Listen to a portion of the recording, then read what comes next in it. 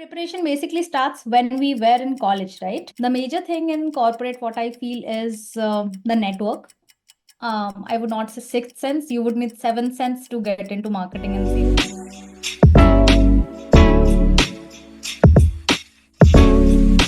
Hello everyone, welcome to the first episode of IIM Unplugged, brought to you by Student Alumni Committee of IIM Rohtak. We are delighted to have Smruti Monalisa, alumni of IIM Rohtak from the PGP 11 batch as a guest speaker today. She is currently working in Hashedin as a senior product specialist. Thank you for joining us today.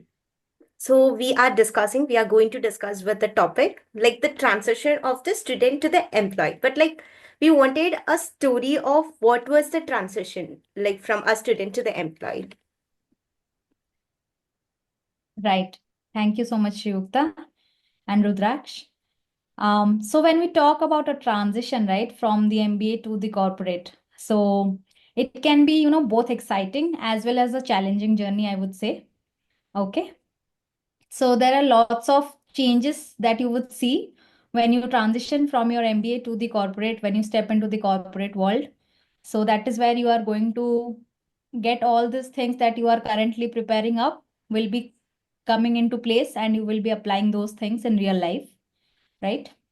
The preparation basically starts when we were in college, right? From the college itself, the preparation starts. Some of the common things that we generally we can expect in the corporate is the most practical experience, right? In various fields or in various walks, right? And you get the chance anyway. You are currently also aware of the case studies, right? So these will be actual real life scenarios where you will be again implementing the kinds of theories that we learn about them. Then how do we find the solution to the problem? How do we implement it? How do we deliver it? Right? So this is all the cycle that goes. So currently we are in the knowledge gaining part, and then you will next come to the application part, right? The major thing in corporate, what I feel is the network. Okay. The networking, the kind of people you meet, it will be very diverse.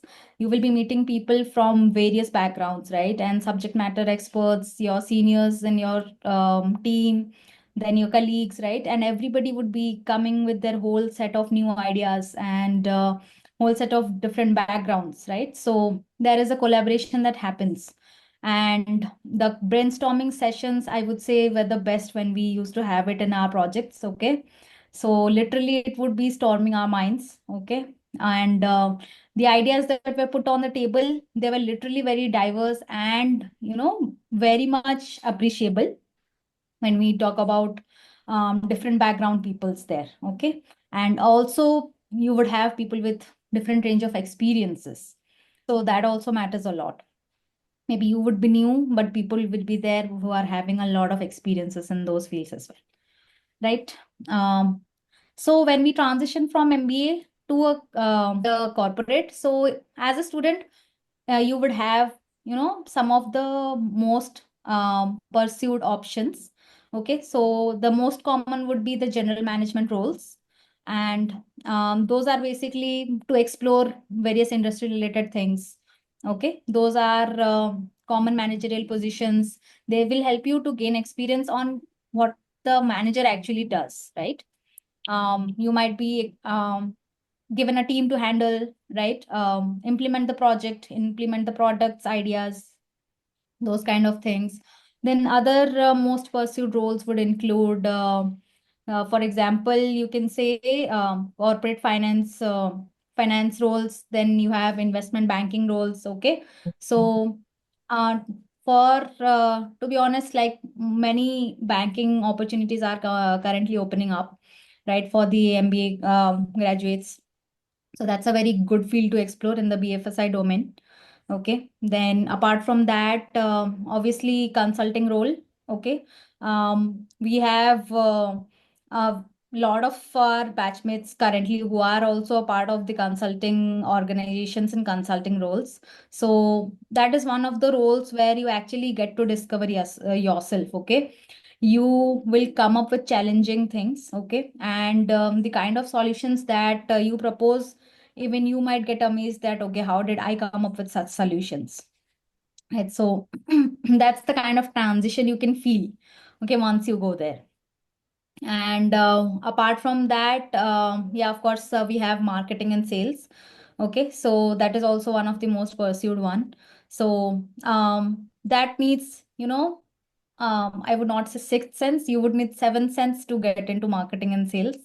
Okay, that's something you need to be very much in the present. Okay, and it does involve a lot of networking there. And I would say that's a common factor, but especially these roles require a lot of networking, and not just across your organization, but also across different organizations. When you strategize what role you guys want to pursue in future is something I get mostly asked about, right?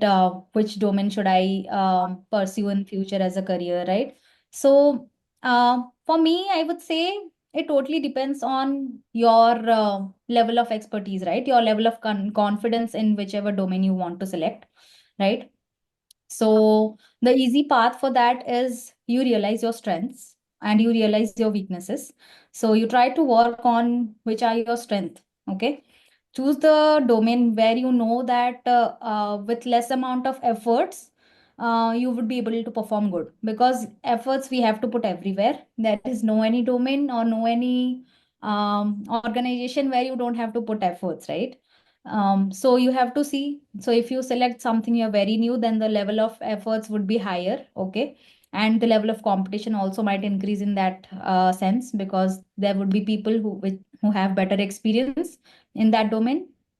So I would say consider your strengths, and based on that, try to choose your domain. Okay.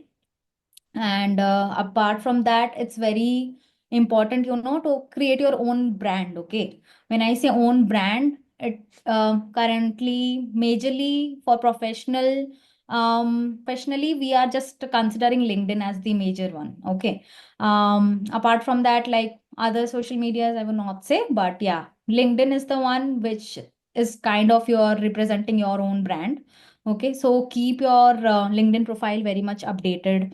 Even if you are participating in any of the case studies or any of the events that take place, okay, around the year, so keep it updated. Have very good LPs, okay, from renowned brands. So that will, all of these will help you create your own brand, right? So when any company comes up, so what they try to search in you is how much value do you bring to their organization, right? That's what every company looks out for. So creating our own brand is very much important. We might not have relevant experiences before, but I don't think that would matter in the long run. Okay, because we are anyway at the very much, I would say, initial stage of your building of your careers, right? So we should not think of those as the major blockers.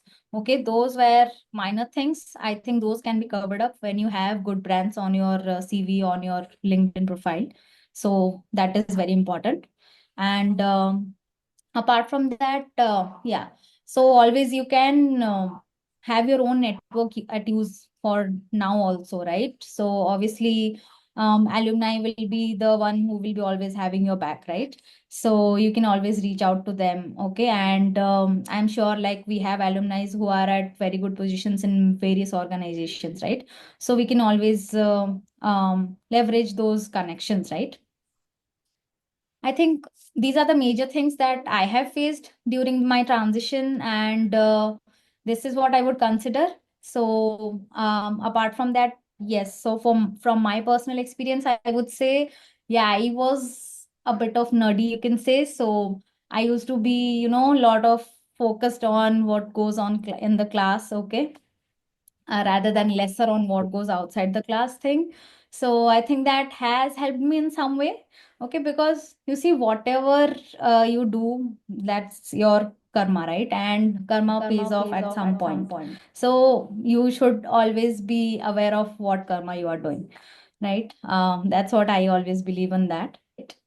So, Smriti, as you were discussing about the network and how you were able to discuss on the when the project was being discussed. So, what are the skills or what you helped me like helped when you've been in the MBA studies, and like what are the skills that you have inculcated in the MBA which helped you in the working experience?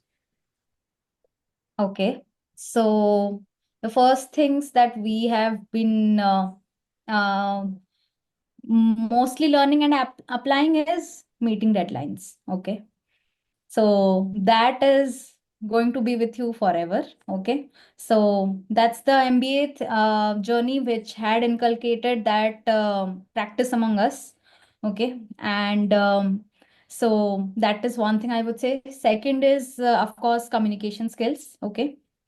It helps you a lot in maintaining connections, in talking to clients, maintaining a good relationship with the clients, because you would be mostly having conversations with the clients on a very daily basis, right? So that is very much important. And decision making, yes, that matters a lot. Okay, because once you are owning a team, you will be responsible for making multiple decisions.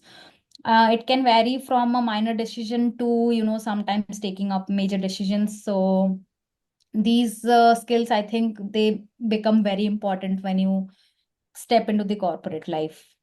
We have wrapped up almost everything, and we have got very beautiful insights from you. And I take this opportunity to thank you and making this taking out the precious time. Thank you so Sure. much. Uh, I hope you all enjoyed this episode. Don't forget to subscribe and let us know your favorite part in the comments. And we hope to see you soon, guys. Thank you so much.